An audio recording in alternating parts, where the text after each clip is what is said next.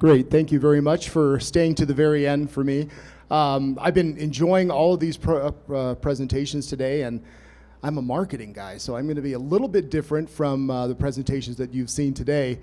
As was explained, I've been working on education outreach here in the state of Utah, and that is, how do you sell clean air to Utahns?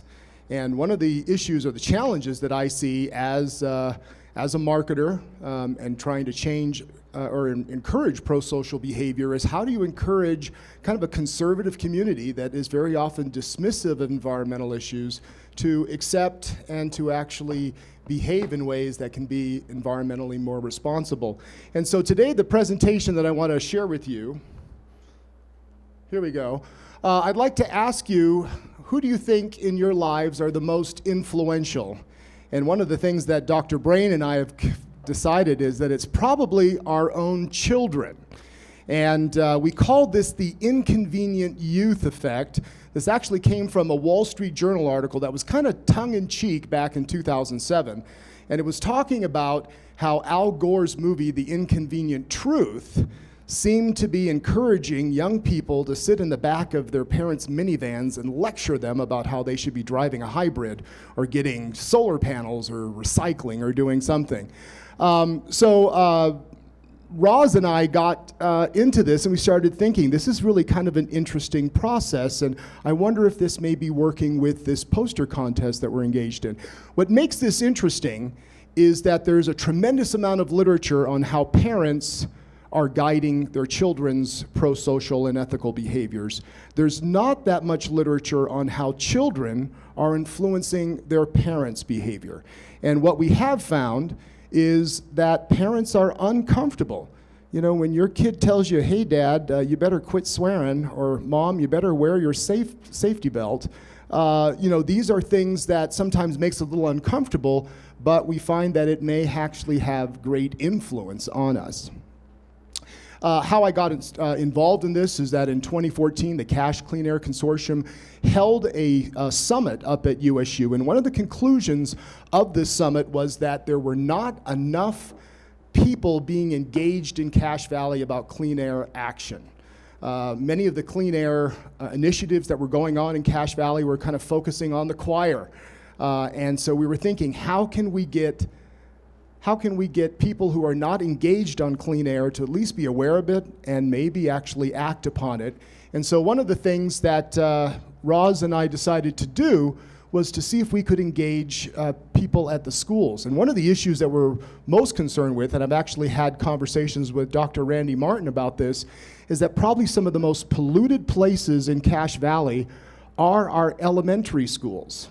Why is this? Because parents sit there and idle while they're waiting to pick up or drop off their kids. In fact, what's really crazy is that I will see people idling in the no parking zones. And what happens is that because it says no parking, people keep their car running because they think, well, I'm not really parking. I'm just here briefly. And so that is kind of an issue. And in Cache Valley, we actually have 2-minute warning, or 2-minute limit on idling, and yet people will sit and idle right under those signs. So we have a major challenge in terms of just getting people to be aware of air quality.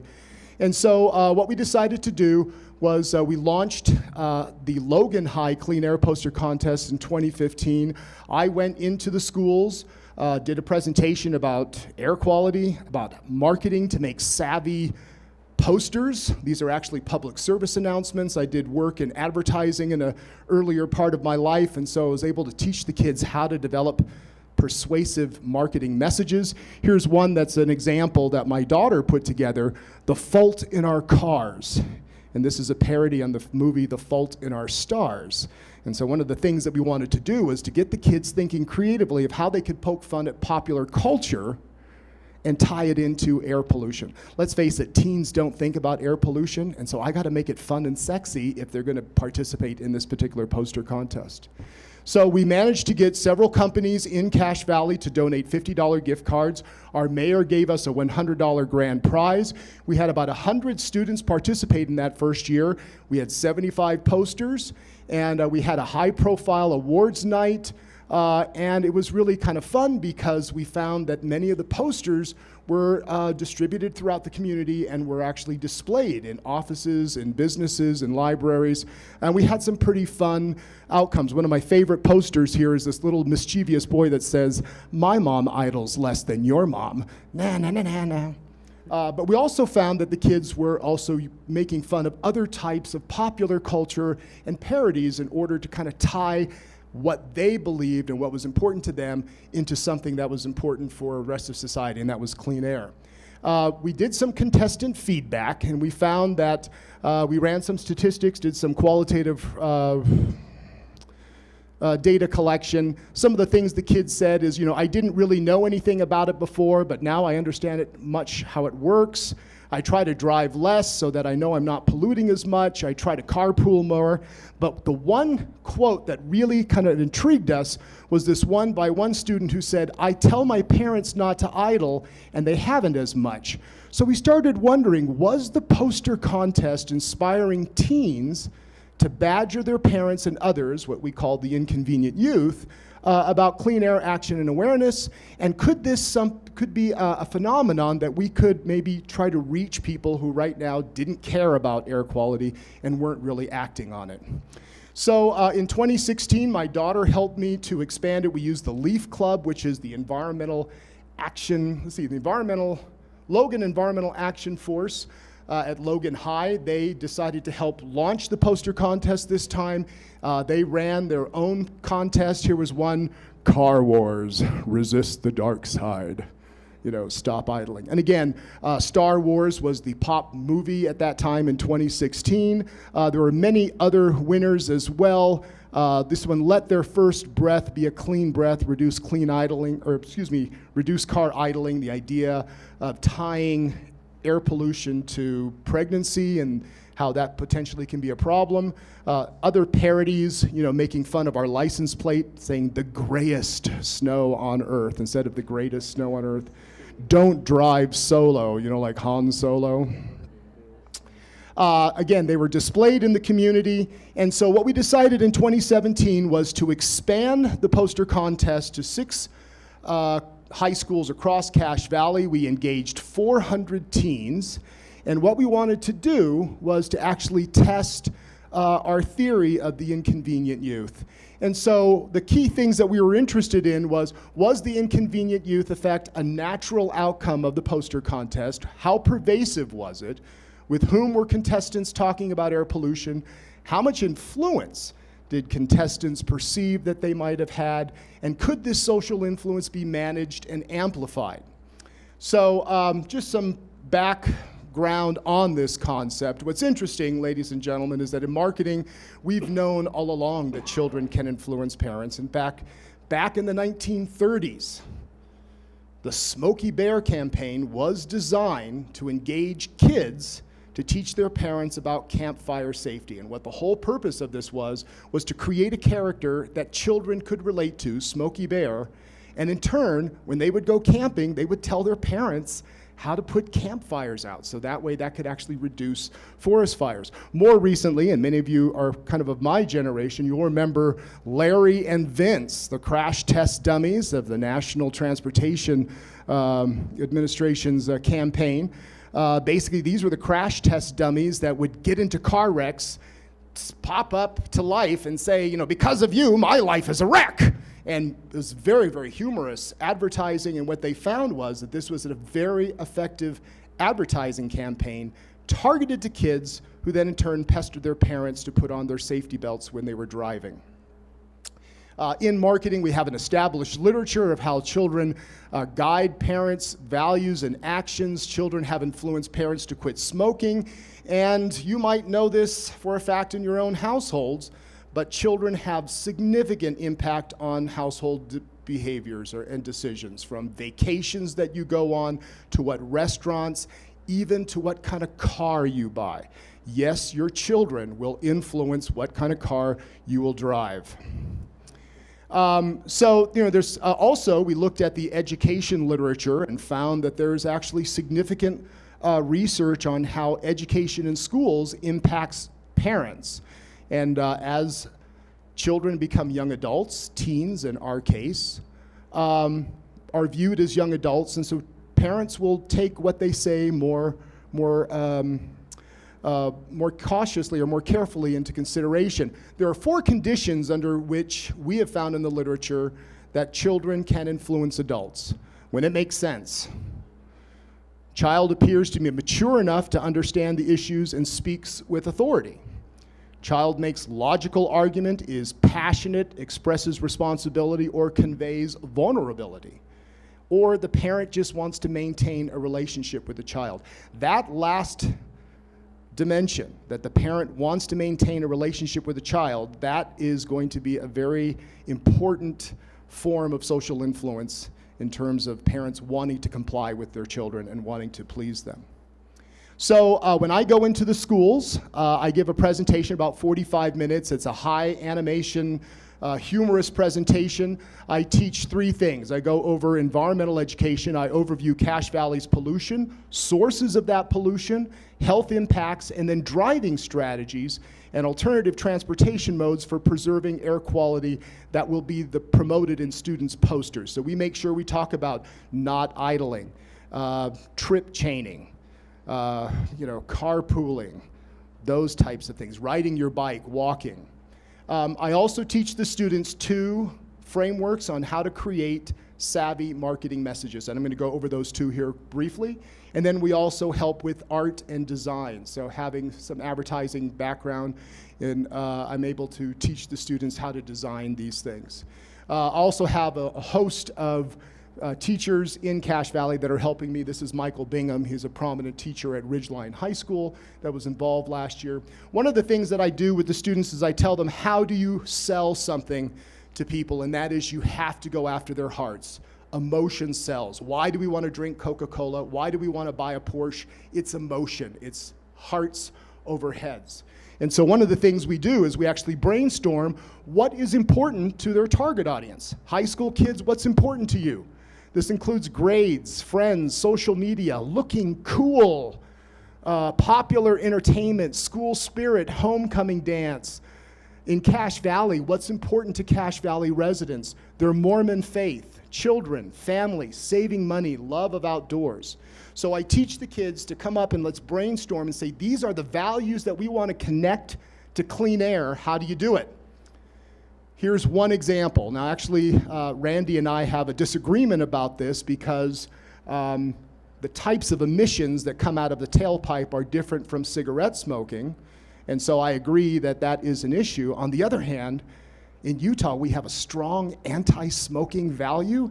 And let me tell you, if we could equate tailpipe emissions with cigarette smoking, I believe we could curtail idling very, very quickly. It's not exactly the same type of emissions and health effects, but again, I think an image like this could be very, very helpful. I show the students this, tell them the caveats about it, but say this is the type of thinking I want you to consider. What's important to your target audience? How can you tie it into clean air action?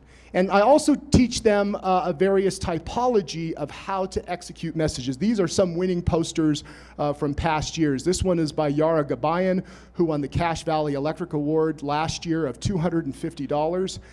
Beautiful artwork of kind of a newspaper comic strip. Get on your feet, cruise on your street, sit on your seat, keep your air clean. This is a call to action. So when you see an advertisement or a public service announcement that tells you what to do, we call that a call to action.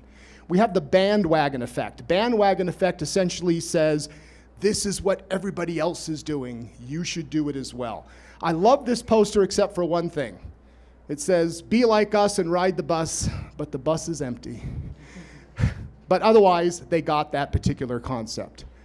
Rational appeal. A rational appeal is basically going to the head, and this gives you kind of an economic reason as to why you should do something. And so this one is a winning poster from Intech High School last year, won $200. Don't let your money go up in smog. So again, kind of tying into the Utah value of saving money. Emotional appeal. How can you tie in local emotions? This poster here won the Zions Bank Award of $100 last year. Very simple poster. He took a picture of the temple on a clear day, used Photoshop to make it polluted on one side. Where do you want to live? The fear appeal. This is basically an appeal that tells you what will happen if you don't act. And I'm actually pretty proud of this poster. This came from South Campus. This is one of our at-risk high schools. So these two young children are actually at-risk youth. And I thought they came up with a brilliant poster. Don't get your car stolen, turn your key, be idle free. Now, what motivated this? A month before they came up with this poster, there was a donut truck at our local 7-Eleven that was delivering donuts, and it was left idling. And it got stolen. And it went viral. I'll tell you, everybody in Cache Valley was talking about how silly this was, and I thought that these two kids coming up with this brilliant ad of where she's stealing the car, this is actually her boyfriend in real life, and he's running chasing it, makes a perfect statement. Hey, you might not care about clean air, but you do care about your car getting stolen. Don't let it sit idling. And of course, use of humor. What we have found is that humor seems to be the most common. This one here, you can't see it very well. It's actually a parody of the Hamilton musical, Be a Star, Don't Idle Your Car. The winners last year ranged from some beautiful watercolors from Intech and, from Ridgeline High School. Because I'm running short on time, I want to get to the inconvenient youth effects. So we ran the poster contest, not encouraging the students to talk to anyone. We found that about 2 out of the 3 kids said that yes, they did talk to people about air pollution. And of those, we found 43% said that they believed that they had convinced others to change their behavior. So we were pretty excited that, even without telling the students, we managed to get them to engage in this inconvenient youth. The 43%, I was hoping we could try to get a better result. We asked people why they felt that they did not convince others. And some of the responses, we only got 28 contestants who responded. They said, it's too cold outside idling, so we got to idle. They're not idling, they're already not idling. We found that a number of parents and people that were involved, the contestants, when they were trying to target their parents or others, said that, yeah, they were already acting on clean air. But 19 of the 28 students said that the people that they tried to target, they don't think idling pollutes the air, and they just don't care about air quality that much. So again, we're still kind of facing barriers on this. So the issues that we're exploring with our 2018 contest, we just finished it up last month, is how can we harness and expand the inconvenient youth, and how can we make the inconvenient youth more influential? And so one of the things that we looked at this year, I don't have the results on it, is that we had some of the kids take the posters home as homework. And we wanted to see if the posters went home as homework, did that encourage conversations in the household about air pollution and air quality? We also encourage them to talk to your parents about coming up with a brilliant marketing idea. The other thing that we're looking at is how do kids pester? And so for those of you with children, you know that very often the pestering could be just a simple request, reasoning, begging, crying, getting angry, sweet talking, eliciting reciprocity or bargaining, or building coalitions to gang up on dad, So what we want to do is just to see what strategies kids are using to engage others, and so we're exploring that right now. And we're also getting data from the parents this year. So we've actually collected 125 surveys of both kids and their parents, and so we're excited to be starting to analyze this. Here were some of the finalists from this year. We had Moab. This year we had 550 kids in 7 high schools in Cache and Grand counties. And here were some of the results from Moab, Don't Idle, The Air Bites Back. This one, Pollution Things, is a parody off of a very popular teen soap opera called Stranger Things. Some of the posters were kind of edgy and terrifying. Air pollution causes birth defects. This is from Fast Forward High School. This other one over here is a parody of It. It's a Steven Spielberg movie. The kids loved it. It didn't win a top prize, but Again, here we're at Ridgeline High School. They actually put their finalist posters up in windows, so again, that parents and students could see these every day as they went to school. It was kind of a slow news day, and so they actually put us on the front page of the Herald Journal. But this was the winning poster from Moab for the whole state. Don't idle, make the difference. Here were some other winning posters this year. Give your children a chance to breathe, stop idling. And then this one here, pollution solution. Here were a couple of others. Fee, fi, fo, fum. This is what Utah has become. This is kind of a takeoff on Jack and the Beanstalk. This one here is my favorite. Pollution hurts everyone. Ride your bike or take the bus. Kind of showing that the emissions of each car is punching the one behind it as if, you know, it's hurting everyone, the pollution. Here are a couple of others. I really like this one here. Clean air is a puzzle that we can solve together. And I really like this idea of a crossword puzzle that the kid actually wrote in solutions to try to preserve air quality. However, my program has not gone without controversy. There's a whole Facebook page against me and a debate ranging. What if professional marketing experts designed a social justice program that encouraged children to shame parents into performing a desired action? What if it were being pushed in Logan's public schools? While I agree with the desired end result of Logan's Inconvenient youth campaign, less car idling, I do not believe that children should be used as a weapon in the arsenal of vested interests. And I admit I have a vested interest in clean air, okay?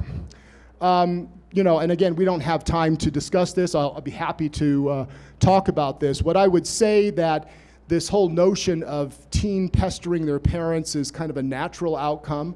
I do admit I am exploring this because I think we are reaching audiences that no other outreach campaign has been able to appeal to at this point, so kind of going after parents and having them understand these issues. I don't think I'm weaponizing the children. I think it's a nudge. We find that if you educate kids on seatbelt safety, they will naturally talk to their parents. So we're not doing anything that's not kind of been done previously.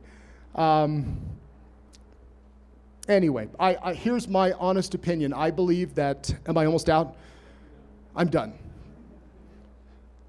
Well, anyway, bottom line is we're looking at how the inconvenient youth can be a way to reach audiences who right now are not being engaged about clean air, and we're hoping that this may be a way to build a culture of concern. Thank you.